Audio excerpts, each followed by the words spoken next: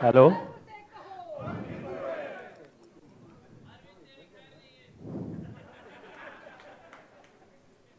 भारत माता की, भारत माता की, वंदे वंदे वंदे।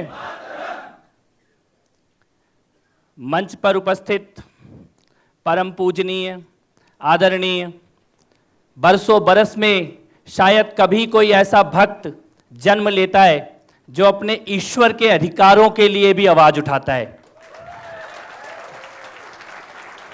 नमन करता हूं आपके चरणों पे, आपके संघर्ष को नमन करता हूं, आपकी आस्था को नमन करता हूं और ये वचन देता हूं भाग्यनगर की इस भूमि पर खड़े होकर कि आपके इस संघर्ष में जो भी हम कर पाएंगे वो जरूर करेंगे।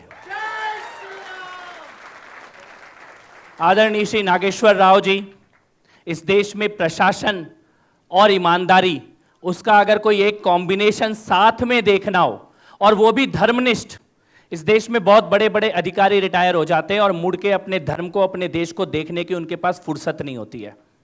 एक ऐसा शख्स यहां मंच पर बैठा है जो आपके इसी शहर का है और इस देश में धर्म के लिए, हिंदू धर्म के लिए, मंदिरों की स्वतंत्रता के लिए रात दिन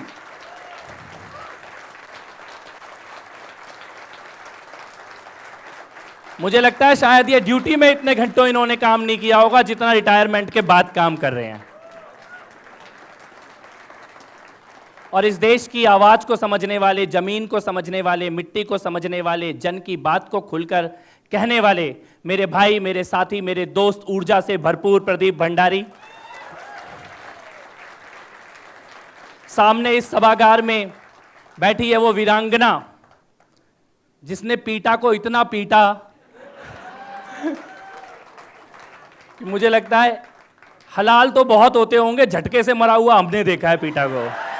शेफाली वेद्या जी, बहुत बहुत आपके फैन हैं हम सब लोग, आपकी वीरता के, आपके साहस के, आपकी सत्यता के। और अकेले दम पर प्रशांत पटेल, एक बॉल पे 20 विकेट लेने वाला अकेला वकील यहां बैठा हुआ है।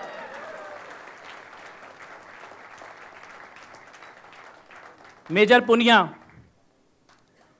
देशद्रोहियों से लड़ना हो, देश के लिए लड़ना हो, बॉर्डर पे लड़ना हो, अंदर के गद्दारों से लड़ना हो, स्वास्थ्य को पहुंचाना हो, किसी भी चीज का अगर कोई मानक स्थापित कहीं होता है। आज मैं मेजर पुनिया ये ढक के रहता है अपने आप को, अगर ये अपने ऐप्स दिखा दे तो कांग्रेस का प्रेसिडेंट बन जाएगा कल।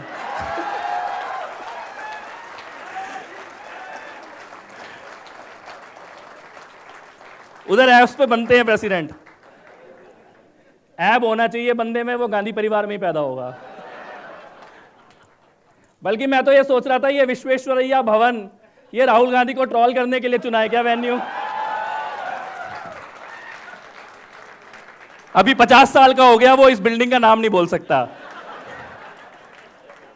मैंने कहा इसे समंदर में कुदा रहे हो या चुल्लू पर पानी में डूबने लायक है। लेकिन मैं आभार व्यक्त करना चाहता हूं भारत नीति का, आभार व्यक्त करना चाहता हूं मुरलीधर राव जी का। ये डिजिटल हिंदू कॉन्क्लेव, ये नाम, हिंदू नाम, ये रखने के लिए आभार व्यक्त करना चाहता हूं मैं। ये हम डरते हैं, हम डरने लगे इस देश में हिंदू बोलने से, और इतना डरने लगे हैं कि बड़े बड़े धर्म की बात करने वाले, राष्ट्र की बात करने वाले, सभ्यताओं की बात करने वाले, इतिहास बताने वाले, वो भी बोलेंगे वैदिक है जी, वैदिक वैदिक, इंडिक है, इंडिक इंडिक इंडिक।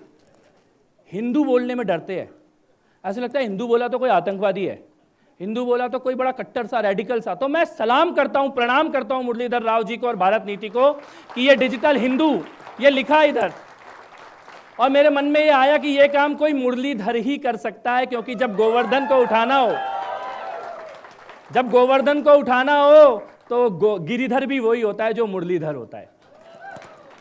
ये बहुत बहुत बड़ी का बात है, हिंदू कहना, खुलकर कहना, स्वयं को हिंदू कहना। बल्कि अंग्रेजों के जमाने तक और आजादी के कुछ साल बाद तक भी ये हिंदू कहने से कोई डरता नहीं था। Hindustan Lever Limited, Hindu aeronautics, ये सब हिंदुस्तान एरोनॉटिक्स सब कुछ होता था। अभी अचानक पिछले कुछ 10, 15, 20 सालों से ऐसा हुआ कि मेरे को वो बीबीसी की पत्रकार पूछती है कि हिंदू इकोसिस्टम क्यों बनाया, इंडियन इकोसिस्टम क्यों नहीं बनाया।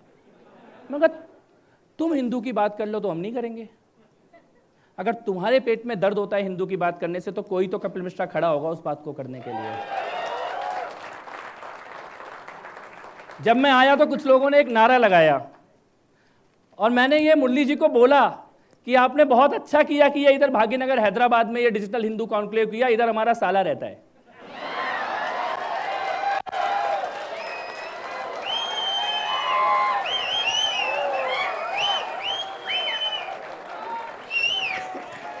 एक नहीं 2 साले रहते इधर हमारे।